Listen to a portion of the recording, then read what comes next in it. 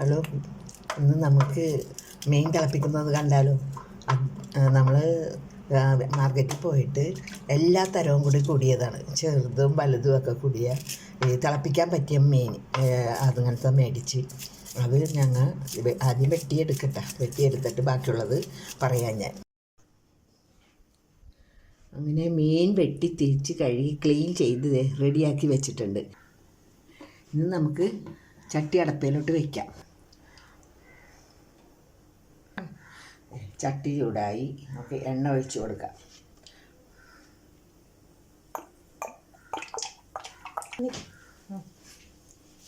ഇതിലേക്ക് നമ്മൾ അരിഞ്ഞു വച്ചിരിക്കുന്ന ഉള്ളി, വെളുത്തുള്ളി,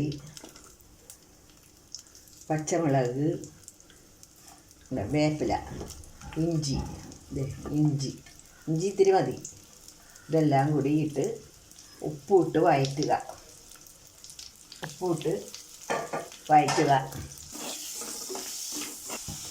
ഇപ്പോൾ ഉള്ളി ഏകദേശം മരിഞ്ഞ് വരാറായിട്ടുണ്ട്. ഇതിലേക്ക് ഞങ്ങൾ ഇടിച്ച മുളക് കുറച്ചിടും. ഇടിച്ച മുളക് ഒരു ടേസ്റ്റാണ്. അപ്പോൾ അതിലേക്ക് ഇത്തിരി ഇടിച്ച മുളകും 1 ടീസ്പൂൺ മുളക് പൊടിയും ഇടും. ഇല്ല, 1 ടീസ്പൂൺ മുളക് പൊടി.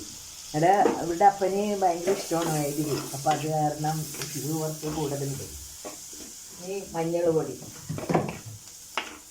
ഇത്തിരി മഞ്ഞൾ പൊടി കണ്ടേ. ഇതെല്ലാം കൂടി മൊരിയിക്കണം.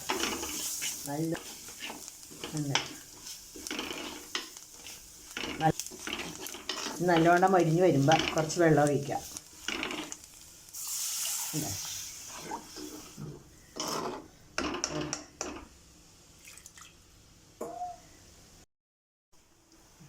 ഇപ്പം നമ്മുടെ ചാറ് തിളച്ച് തുടങ്ങി. ഇനി കഴുകി വെച്ചേക്കണ മീൻ നമുക്കിതിലേക്ക് ഇട്ട് കൊടുക്കാം. ഞാൻ പറഞ്ഞില്ലേ, എല്ലാ തരം ചെറിയ തരം മീനുകളാണ്. ഇത് പലതരം മീനാണ്.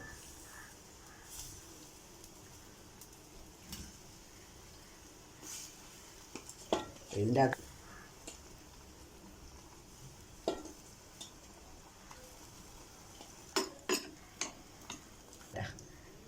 തിളച്ചിട്ട് നമുക്ക് ഉപ്പൊക്കെ നോക്കാം.